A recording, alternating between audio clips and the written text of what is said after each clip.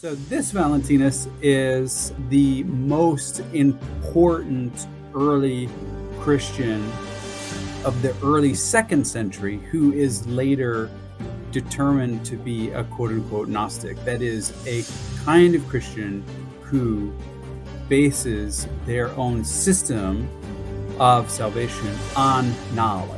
But we know that Hadrian was in Egypt in the late 120s. He actually established a new city in Egypt called Antinopolis. When his boyfriend accidentally drowned in the Nile, he was deified by Hadrian there. So we definitely know that Valentinus is very familiar with Hadrian and might have seen him passing by. This is the time when Christianity is being invented. This were hundreds of years before so-called orthodoxy. Valentinus knew Jewish traditions. It's just that he didn't identify them as the essence of Christianity, and he had no love or loyalty to the Jewish deity, and he didn't seem to view the Old Testament as scripture. And this is very, very important for Christians to know today, because the Christianity that they have is sort of a product of 4th century developments, which are 2 centuries after Valentinus himself.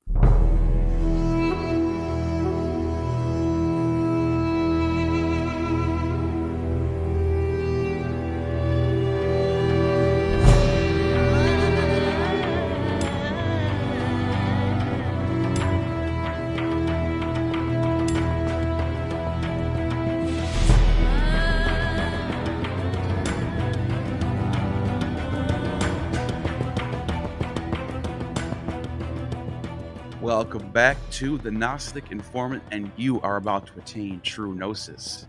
And joining me again is one of our favorites, one of the popular demand, backed by popular demand, M. David Litwa. How are you doing today? Great to see you, Neil. It's great to have you. And today we're talking about a Valentinian, and one of the big names when it comes to Gnosticism, Christian Gnosticism in general. Absolutely. Yep. So this is actually number 11 in a series that I put together on my book, Found Christianities. And you can find the rest of this series on my Patreon account.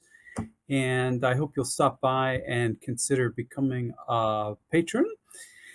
It's in some way appropriate, so close to Valentine's Day, but unfortunately, Valentinus has pretty much nothing to do with Valentine's Day. Unfortunately, sad, but that is another dude named Valentinus. So this Valentinus is, as you said, Neil, is a really, really important character for early Christianity. And we covered Simon in a previous episode. So Simon is the most important Christian, later categorized as Gnostic. He's the most important Christian thinker in the 1st century who is later categorized as Gnostic. And arguably, Valentinus is the most important early Christian of the early 2nd century who is later determined to be a quote-unquote Gnostic. That is a kind of Christian who bases their own system of salvation on knowledge. And so knowledge is very, very important for this figure. Unfortunately, all that we have from this figure, and he wrote sermons, he wrote letters, he wrote biblical commentaries, it seems the vast majority of it has been destroyed. What we have are authentic fragments, and about 7 of these that everyone agrees come from Valentinus. And if you join my Patreon, I've got these translated and up on my site, and you can check out my translation there.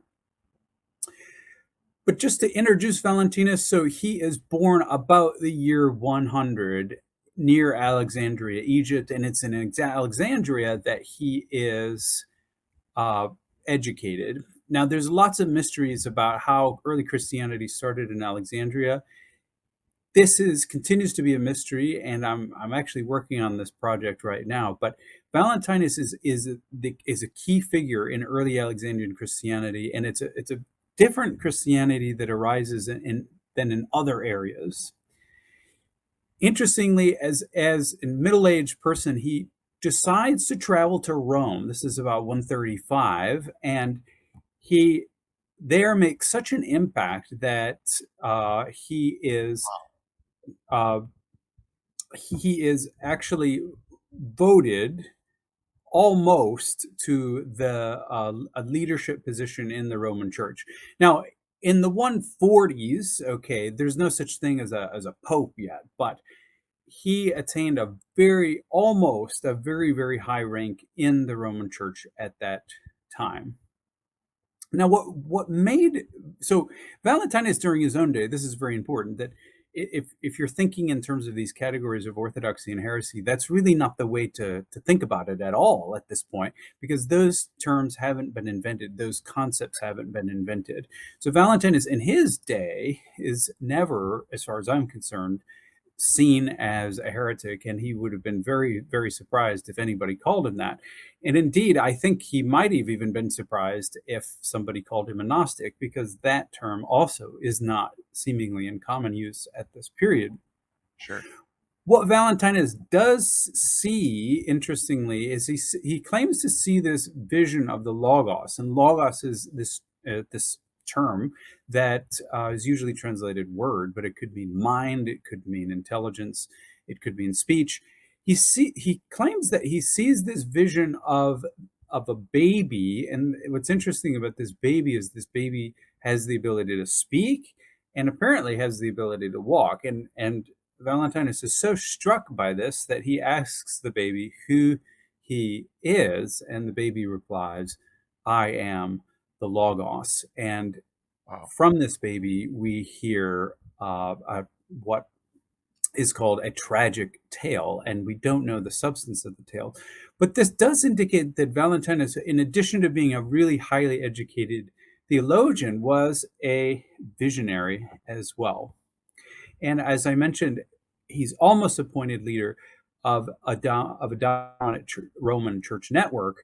And the only reason why he fails to attain that position, we hear later on, is because the person he was running against was a confessor, which means a person arrested for being a Christian and nearly killed. Valentinus didn't have that to his credit, but he was definitely a very, very important early church leader in both Alexandria and Rome. And that's what's so exciting, because this is a time where he is really, really valued. He, interestingly, has another claim to fame, and this is that he's the first known Christian to publish a psalm book of his own compositions. And we have one of these psalms, which I'll just translate and read for you here. Oh, wow. It's interesting.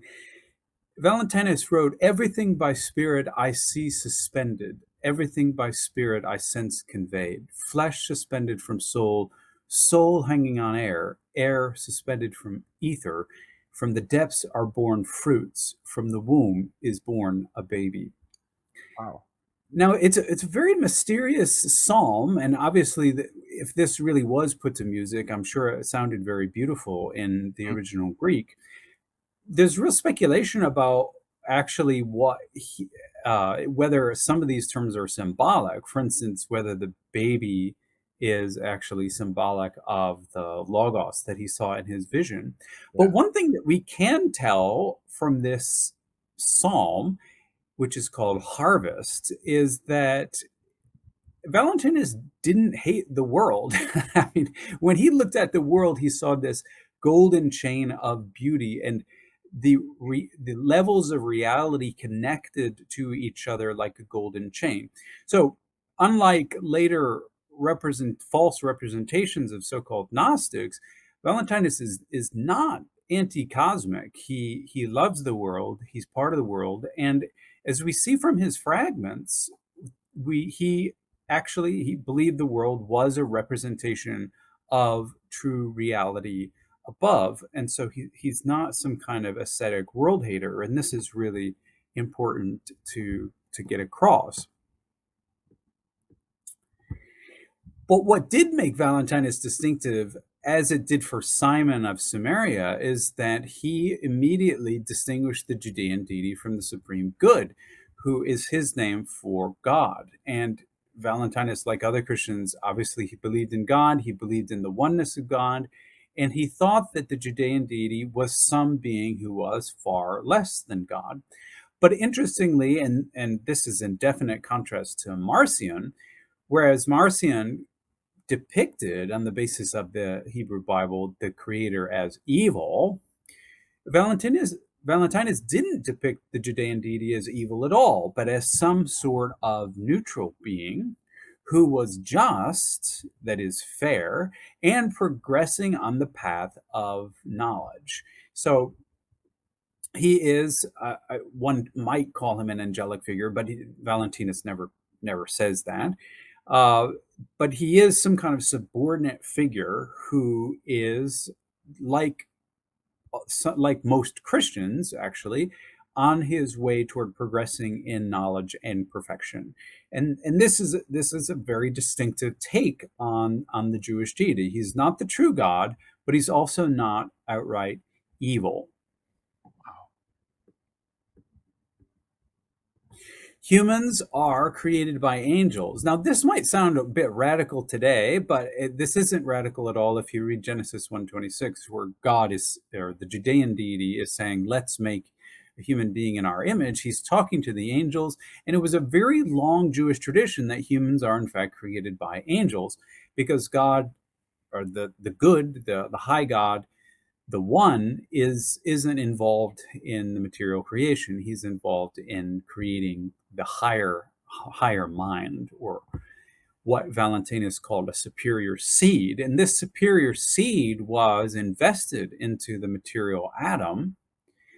And this is what allowed Adam both to stand up and to speak back to his angelic creators. And in fact, Valentinus tells the story where when the angels made Adam, Adam was just sitting there absolutely lifeless.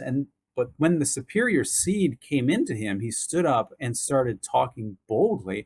And the angels were so shocked by this that they didn't expect this. It's sort of like Frankenstein, when Victor Frankenstein creates the monster and he actually wakes up. This was the reaction of the angels. They actually tried to destroy Adam. They were so afraid.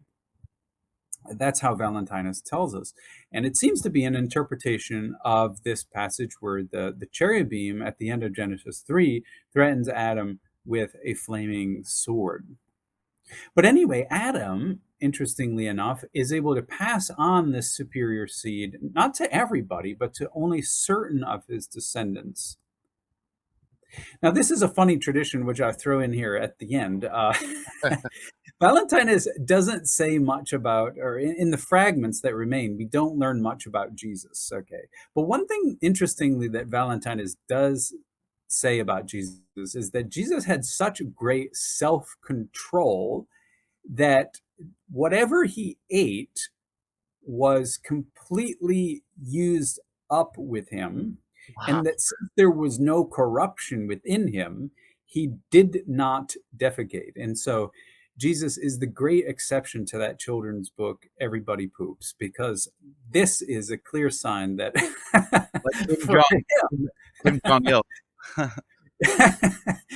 for him, Jesus is a real flesh and blood human being. And so don't let anyone convince you of that, okay?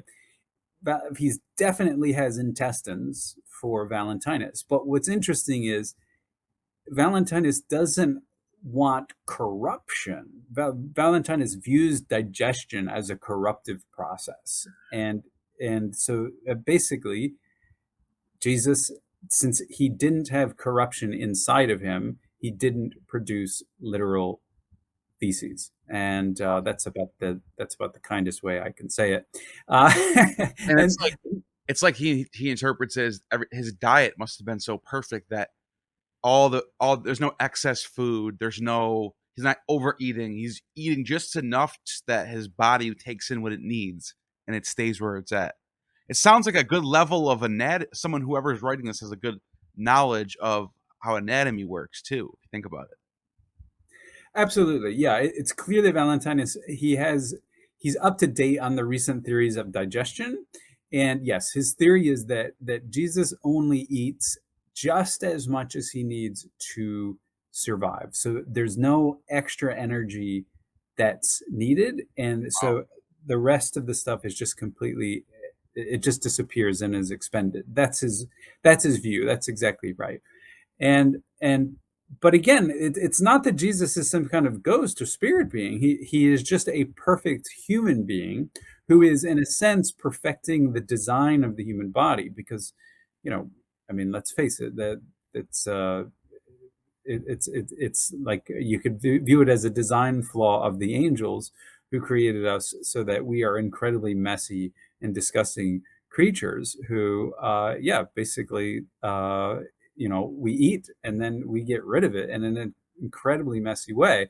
So that's not the case for Jesus. But I just throw that in here because it's a bit of a it's a it's also a bit of a humorous It is fun. understanding. It is pretty fun. So interestingly, also for Valentinus was, as I said before, he's a very educated man. He's from Alexandria, and you've got that huge library of Alexandria. It's a well-known educational center, and so was Rome at the time. And Valentinus didn't. He obviously read books like Genesis, but he didn't really emphasize Jewish tradition. You could tell that he read a lot of philosophy, and particularly Neo-Pythagorean philosophy.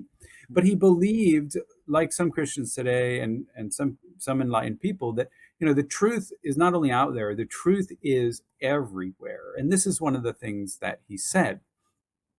Many of those things written in publicly available books are found written in the Church of God. They hold in common expressions from the heart, a code written in the heart.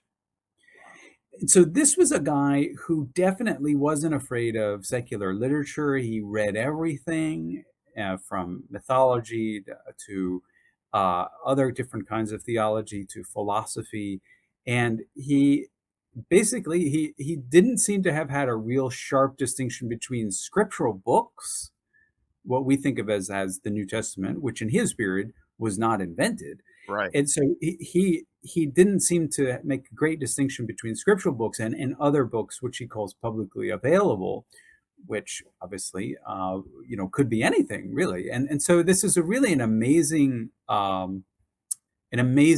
way of viewing truth. Valentinus is so confident he's a Christian, but he's so confident in his knowledge of the truth that he's not afraid to get it from everywhere. And that's definitely very different than conservative branches of Christianity today.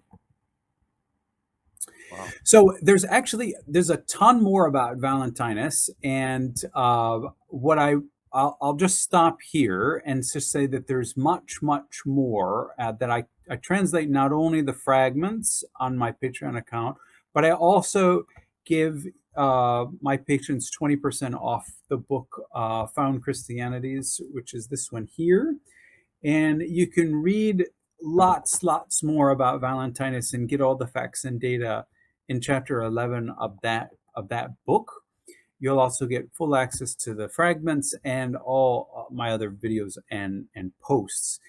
This book, Found Christianities, in the series, there's going to be at least 20 to, I think maybe 22 full episodes of the people in the series. And so Valentinus is just one of those. And most of those are going to be exclusively available on my Patreon account. So go check that out. Link is in And the description, just so everyone knows. I have a link in the description. I also have it on the comments. So just give it a click, give it a look, pick a tier that you want. You have a tier as low as $3 and up to higher tiers. Each tier gives different things. So check that out. excellent. And I just want to, thank everybody for their interest and for sending me messages. It's been great. And I should open it up just in case, Neil, you want to throw in any questions or anything that you think might need a little bit more parsing out. If Yeah. not, that's fine. Yeah. No, just a couple quick ones. when he was going to Rome, I almost wonder if there's any evidence or any data that says that he met with, like, I think it's Hadrian at the time, who's the emperor, right? Yeah, so Hadrian's 117 to 138, so it would have been at the very tail end of Hadrian's reign. Yeah. Do you know if Hadrian ever crossed paths with Valentinus, or is that just not? We don't know it. We have no idea. Well, I think that they definitely crossed paths, but as someone as famous as the Roman emperor, we know that Hadrian was in Egypt in the late 120s. He actually established a new city in Egypt called Antinopolis. When his boyfriend accidentally drowned in the Nile, he was deified by Hadrian, and so he created an entire city there. So we definitely know that Valentinus would have been very familiar with Hadrian and might have seen him passing by. But I mean, Valentinus is in the end just a normal guy, and the emperor is like a god on earth. So it's sort of like meeting the president in that respect. There was no reason for a face-to-face meeting, but they definitely, since Valentinus was born in the age of Hadrian, Hadrian's age is known for its really good educational funding. Hadrian himself was really interested in mythology and in funding philosophy. And so it was an excellent and really exciting time for an intellectual to be involved, both in Alexandria and, if you wanted to really hit the big shots, going to Rome. Right. Yeah. And it's just the reason why I think of these things. I mean, Hadrian, he had that title, High Priest, Pontifex Maximus, which is now the title that we give to the Pope. And I almost wonder, because when you were describing Valentinus, the Christianity that he is following, I guess you would say, is not really like the Christianity we think of now that comes out of Judaism, but he's more of like a global, like there's a Jewish God, and there's the Roman gods, and there's the Greek gods, and he sort of sees it as like a global, universal. There is no like separate religions; it's all one thing. So I almost wonder if, it makes you think of how the dynamic would play out between these different theologians at the time, if they agreed on things or disagreed on things, if that makes sense. Well, it's interesting because if you grow up today in Orthodox Christianity, you end up assuming that the Jewish God is the universal God. And Right. definitely Valentinus doesn't assume that. He views the Judean deity as a very local God and a local manifestation.